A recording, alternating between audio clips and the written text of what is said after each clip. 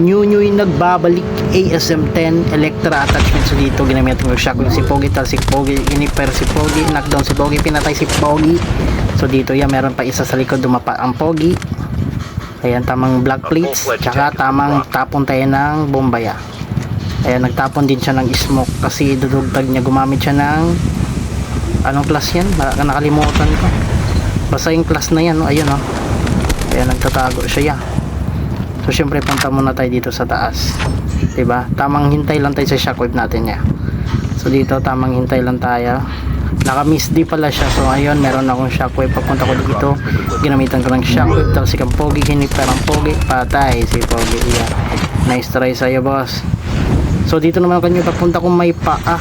So ayun, may tao, shockwave ko, hindi siya natamaan kasi mabilis siya tumakbo. Smoker to. Pagpunta ko dito, ay right ko, naabutan siya ng balaya.